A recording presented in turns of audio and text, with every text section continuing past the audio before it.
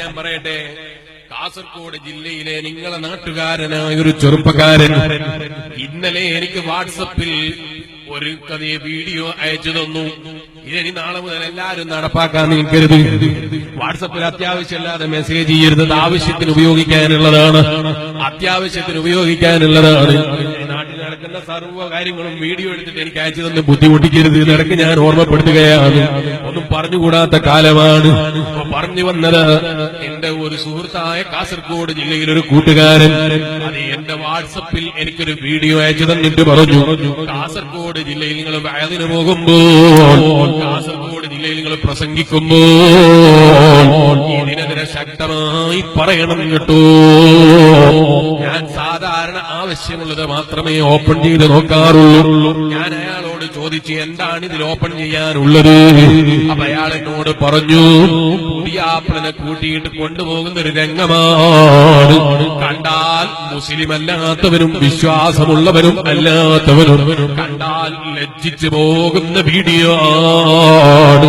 ഞാൻ അദ്ദേഹത്തോട് പറഞ്ഞു, അത്രയും അടപ്പലിച്ച പ്രവർത്തനം നടക്കുന്ന ഒരു വീഡിയോ എനിക്ക് നിങ്ങൾ അയച്ചു തരേണ്ടതില്ല, എനിക്കത് കാണാൻ താല്പര്യമില്ല. അതുകൊണ്ട് തന്നെ ഞാനത് തുറന്നു നോക്കിയിട്ടില്ല, അത് ഞാൻ കണ്ടിട്ടില്ല. ഞാൻ അദ്ദേഹത്തോട് ചോദിച്ചപ്പോ അദ്ദേഹം അതിനെക്കുറിച്ച് വിശദമായി പറഞ്ഞു. ഞാൻ എന്റെ ഈമാനുള്ള ചെറുപ്പക്കാരായ എന്റെ കൂട്ടുകാരോട് പറയുന്നതോടൊപ്പം ആ കൂട്ടുകാരുടെ ഉമ്മമാരോടൊരു കാര്യം ഞാൻ ശ്രദ്ധയിൽപ്പെടുത്തട്ടെ. അദ്ദേഹം പറയുന്നത്, നാട്ടിലൊരു പുതിയാപ്പിളിനെ സ്വീകരിച്ചു കൊണ്ടുപോകുന്നത് ബാൻഡ് മുട്ടിയിട്ടാണ്, ആളുകൾ സ്വീകരിച്ചിട്ടാണ്, ആളുകൾ ബഹുമാനിച്ചിട്ടാണ്. ബഹുമാനിക്കുന്നത് എങ്ങനെയാണ്? പുതിയാപ്പിളാന്നുള്ള ബഹുമാനം കൊടുക്കുന്നത് എങ്ങനെയാണ്? ആളുകൾ റോഡിൽ നിന്ന് ചാടിയിട്ടാണ്, റോഡ് ബ്ലോക്കാക്കിയിട്ടാണ്. ഞാനിങ്ങനെ ചിന്തിച്ചു, എവിടെ നിന്നങ്ങിയിരിക്കും നമ്മുടെ മുസ്ലിം സമുദായത്തിലെ ചെറുപ്പക്കാർക്ക് പാഠം കിട്ടിയത്? നമ്മുടെ മുസ്ലിം സമുദായത്തിലെ ചെറുപ്പക്കാർക്ക് എവിടെ നിന്നാണ് ഈ കുട്ടികൾക്ക് ഇത്തരം പാഠങ്ങൾ ലഭിക്കുന്നത്? പാട്ട് പാടുമ്പോ ചാടണം, അല്ലെങ്കിൽ ചാടുന്ന പാട്ട് വെച്ചിട്ട് ചാടണം എന്നൊരു ചിന്ത വരുന്നത് എവിടെ വെച്ചാണെന്ന് ചിന്തിച്ചപ്പോ എനിക്ക് മനസ്സിലായതെന്താ? ഉമ്മമാരെ, പ്രസവിച്ച് കിടക്കുന്ന കഥ റൂമിൽ ടി വി ഇല്ലാതെ പറ്റൂല അല്ലേ? ടി വി ഇല്ലാത്ത റൂമിൽ പ്രസവിച്ചിട്ടൊരു 40 ദിവസം കിടക്കുന്ന സമയത്ത് പോലും കിടന്നാൽ ഉറക്കം കിട്ടൂല അല്ലേ? സമയം നീങ്ങി കിട്ടൂല അല്ലേ? സമയം നഷ്ടപ്പെട്ട് കിട്ടൂല അല്ലേ? നൊന്ത് പ്രസവിച്ച പ്രിയപ്പെട്ട മകൾ, ആ കുട്ടിയുടെ കഥ അറിയോ? കാതിലൊന്നും കേട്ടിട്ടില്ല.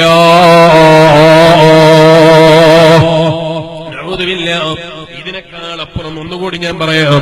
ഹോസ്പിറ്റലിൽ കിടക്കുന്ന ഉമ്മമാർ ടി വി ഇല്ലാത്ത റൂമിൽ പ്രസവിച്ച് കിടക്കൂല. ആലോചിച്ചു നോക്ക്. ഈ ചെറിയ കുട്ടി നല്ല പ്യുവറായ മനസ്സുള്ള, ഒരു തിന്മയും പരിചയമില്ലാത്ത, ഒരു തിന്മയും കേട്ടിട്ടില്ലാത്ത, ഒരു തിന്മയും കണ്ടിട്ടില്ലാത്ത നല്ല സന്മനസ്സുമായി ഭൗതിക ലോകത്തേക്ക് വന്ന ഈ ചെറിയ കുട്ടി, ആ കുട്ടിയെ നിറയെ കേട്ടതെന്താണ്? ആ കുട്ടി ജനിച്ചു വീണപ്പം വലത് ചെവിയിൽ കേട്ടിട്ടുണ്ട്, അല്ലാഹു അക്ബർ, അല്ലാഹു അക്ബർ. ഈ ബാങ്കിന്റെ ധ്വനി വലത് ചെവിയിൽ കേൾപ്പിച്ചിട്ടുണ്ട്, ഇടത് ചെവിയിൽ ഇഖാമത്തും കൊടുത്തിട്ടുണ്ട്. തക്ബീറിന്റെ ധ്വനിയും അതുപോലെ തഹ്ലീലിന്റെ ധ്വനിയും, നിസ്കാരത്തിലേക്കുള്ള വിളിയും വിജയത്തിലേക്കുള്ള വിളിയും ഷഹാദത്ത് കലിമയും കേട്ട് മാത്രം പരിചയമുള്ള ചെറിയ കുട്ടി അത് കേട്ടതാ പ്രസവത്തിന്റെ മുറിയിൽ നിന്ന് അതേ അവിടെ ഹോസ്പിറ്റലിൽ റൂമിലേക്ക് എത്തുമ്പോൾ ആ കുട്ടി പിന്നെ കേൾക്കുന്ന ശബ്ദമെന്താണ്? ഹോസ്പിറ്റലിൽ കിടക്കുന്ന ഉമ്മക്ക് വിശ്രമിക്കുമ്പോൾ കാണാനുള്ള സീരിയലിന്റെ ശബ്ദങ്ങളാണ്, സിനിമയുടെ ശബ്ദങ്ങളാണ്. ആദ്യമായിട്ട് കുട്ടിയെ കേൾപ്പിച്ചിട്ടുണ്ടാ? ആദ്യമായി കേൾപ്പിച്ചിട്ടുണ്ടാ? അശ്ഹദു അല്ലാ ഇലാഹ ഇല്ലല്ലാഹ്, ഷഹാദത്തിന്റെ വാക്കുകൾ, അശ്ഹദു അന്ന മുഹമ്മദർ റസൂലുള്ളാഹ്. ഈ മഹത്തായ ധ്വനികൾ കേൾപ്പിച്ച ചെറിയ കുട്ടി ഈ ബുദ്ധി വരാത്ത പ്യുവറായ മനസ്സുള്ള ചെറിയ പിഞ്ചു പൈതലിന്റെ കാതിലേക്ക് പിന്നെ ഈ ഉമ്മമാര് കുത്തിവെച്ചു കൊടുക്കുന്നത് സിനിമയുടെ ശബ്ദങ്ങളാണ്, സീരിയലിന്റെ ശബ്ദങ്ങളാണ്. ഇത് കേട്ട് ചെറുപ്പത്തിലേ വളർന്നു വന്ന ചെറിയ പിഞ്ചു പൈതൽ സിനിമ കൈയൊഴിക്കുന്നില്ല, സീരിയല് കൈയൊഴിക്കുന്നില്ല.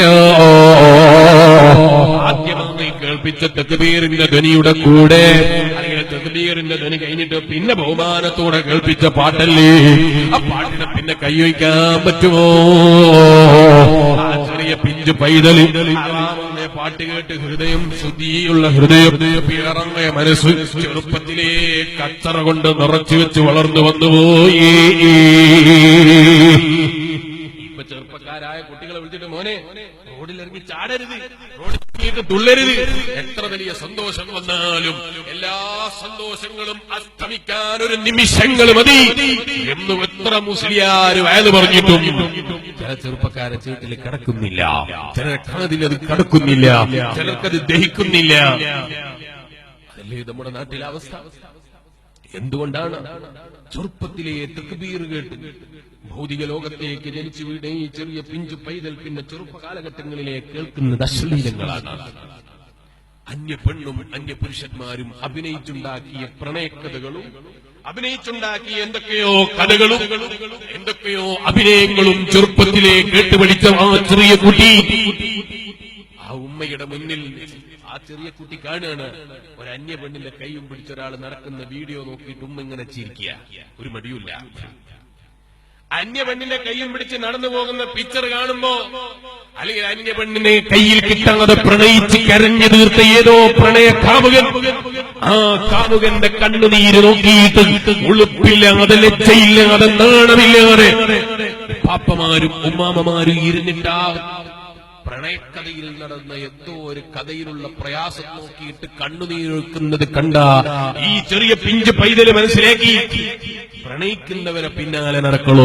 അവിടെ മതം നോക്കേണ്ടതില്ല, രാഷ്ട്രീയം നോക്കേണ്ടതില്ല, അവിടെ ഒന്നും നോക്കേണ്ടതില്ല. ഉമ്മ വന്നിട്ട് മോനെ അവളെ കൂടെ പോകണ്ട, അവന്റെ കൂടെ പോകണ്ട എന്ന് ഉമ്മ പറഞ്ഞാലും ഉമ്മ അന്ന് കരഞ്ഞു പഠിപ്പിച്ചൊരു കാര്യമുണ്ട്, പ്രണയിക്കുന്നവന്റെ വേദന അറിയണം. സീരിയലിന്റെ മുമ്പിലിരുന്ന് പ്രണയക്കഥകളിൽ നടക്കുന്ന എന്തൊക്കെയോ കഥകൾ കണ്ടിട്ട് നോക്കി കരഞ്ഞ ഉമ്മ, ആ ഉമ്മ ചെറുപ്പത്തിൽ നൽകിയൊരു പാഠമുണ്ട്. ആ പാഠമാണ് ഈ കുട്ടിയുടെ മനസ്സിലായി ഇറങ്ങിയത്. ആ കുട്ടിക്കത് മാറ്റിയെടുക്കാൻ കഴിയുന്നില്ല. ആ കുട്ടി പിന്നെ കോടതി കയറിയിട്ട് പറയാണ് ഉമ്മനോട്, ഉമ്മ തൽക്കാലം എനിക്ക് നിങ്ങളെ വേണ്ട, എനിക്ക് ബാപ്പനെയും വേണ്ട, എന്നെ സ്നേഹിച്ചവരുടെ ഈ സഹോദരിമാരെ വേണ്ട, സഹോദരങ്ങളെ വേണ്ട. ഞാൻ കഴിഞ്ഞ ദിവസം ഒരു ഓട്ടോ ഡ്രൈവറെ കൂടെ ഓട്ടോയിൽ യാത്ര ചെയ്തിരുന്നു. ഞങ്ങൾ സംസാരിച്ചപ്പോ ഇതുവരെ നിങ്ങൾ തന്ന സ്നേഹത്തൊക്കെ അയാൾ 2 ദിവസം കൊണ്ട് എനിക്ക് സ്നേഹം തന്നു, എനിക്കത് മതിയായി ബാപ്പാ. കോടതിയിലെത്തിയിട്ട് ബാപ്പന്റെ മുഖത്ത് നോക്കി പറയുന്നത്, മക്കള് മടിയില്ലാത്തവരായി മാറ്റി വളർത്തിയത് ഉപ്പമാരെ നിങ്ങളെ വീട്ടിൽ നിങ്ങൾ വാങ്ങിവെച്ച ടെലിവിഷനോ, നിങ്ങളെ മക്കൾക്ക് വാങ്ങിച്ചു കൊടുത്ത ടെലിവിഷനാണ്, നിങ്ങളെ വീട്ടിൽ മക്കൾക്ക് കാണാൻ വേണ്ടി സൗകര്യം ചെയ്തു കൊടുത്ത അത്തരം സംവിധാനങ്ങളാണ്, കയ്യിൽ കൊടുത്ത് നിങ്ങൾ മടക്കാക്കിയ പണമാണ്.